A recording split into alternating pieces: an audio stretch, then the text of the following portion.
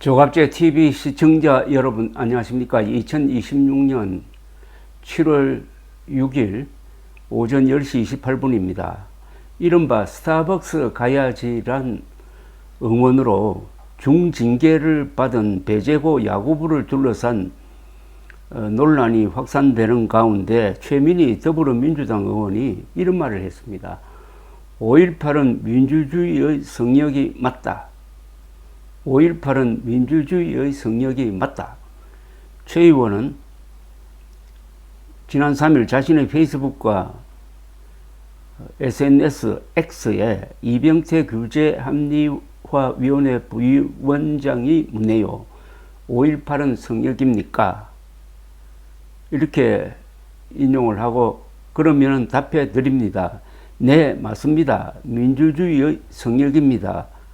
라고 했습니다. 앞서 이병태 대통령 직속 규제합리화위원회 부위원장은 배재고 야구부가 5.18 광주 민주화 운동을 조롱했다는 이유로 중징계를 받은 것에 대하여 5.18이 성역이 되었다. 북한의 모습이라고 했는데 이를 공개 반박한 것입니다.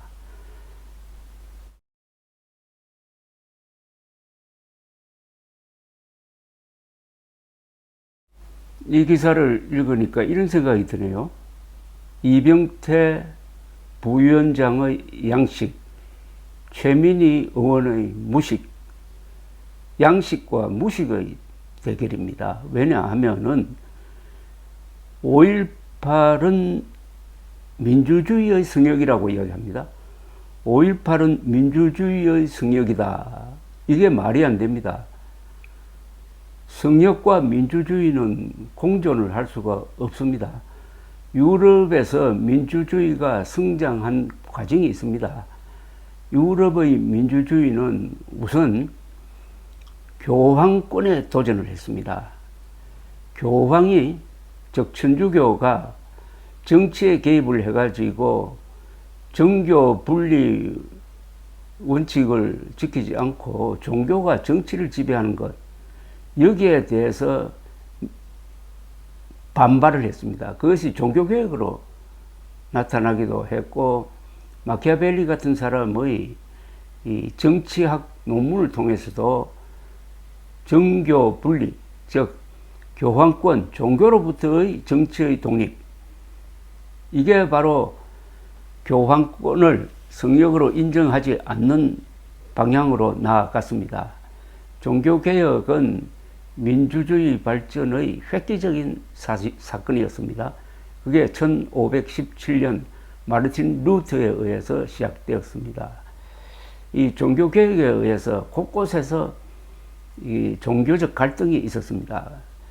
구교와 개신교의 대결, 즉 프로테스탄트란 말은 항의하는 사람들이란 뜻입니다. 즉 교황권에 항의하는 사람들이란 뜻이죠. 이게 유럽 곳곳에서 내전을 일으켰습니다. 프랑스에서, 그리고 영국에서, 네덜란드에서, 마지막에는 이 총결산으로서 1618년부터 1648년까지 30년 종교전쟁이 독일에서 일어나서 독일 인구의 3분의 1이 죽었습니다.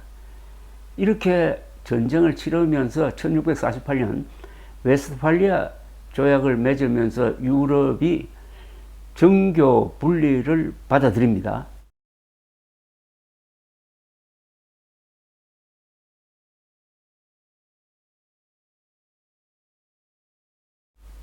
피를 흘리고 나서 그 원칙을 확인하는 겁니다. 한편 또 다른 흐름이 있었습니다. 그러면은 교황권의 어떤 성역을 이제 타도했으면 민주주의가 바로 오느냐? 그게 아닙니다.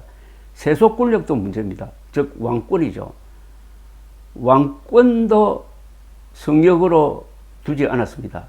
유럽 민주주의는 왕권도 법 아래다, 이런 원칙이 지켜졌습니다. 특히 영국에서 1215년 6월 마그나 카르타가 탄생합니다. 잉글랜드의 존 왕과 존 왕에 저항한 귀족들 사이에 맺은 약속이 대헌장으로 불리는 마그나 카르타였습니다. 마그나 카르타는 세계 민주주의의 출발점이라고 불립니다. 여기서는 의회가 조세권을 가진다든지 자유민은 함부로 구속할 수 없다든지 세금을 매길 때는 반드시 귀족회의의 동의를 받아야 된다든지 이런 약속이 있는데, 귀족회의는 나중에 이게 국회가 되고 자유민은 적법 절차를 거쳐야 구속할 수 있다는 것은 삼권 분립으로 이어집니다. 그리고 영국에서는 마그나 카르타를 왜 왕이 지키지 않느냐는 명분으로 의회와 왕권이 계속 충돌하다가 1649년 드디어 잉글랜드 의회가 잉글랜드 왕 찰스 1세를 도끼로 참수하게 됩니다. 이렇게 함으로써 왕은 성역이 아니다, 왕은 법률 밑에 있다 하는 것을 확인하게 됩니다. 그게 1649년이었어요. 100여 년 지나서 프랑스에서는 대혁명이 일어났고 루이 16세 그리고 마리 앙투아네트 부부를 단두대에서 처형을 합니다. 왕을 가장 먼저 처형한 영국, 두 번째로 처형한 프랑스가 유럽 민주주의를 이끄는 나라가 되었습니다. 그래서 차츰차츰 성역을 없앱니다.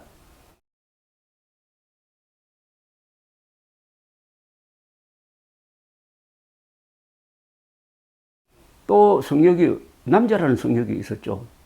투표권은 보통 유럽에서 남자들에게만 주었습니다.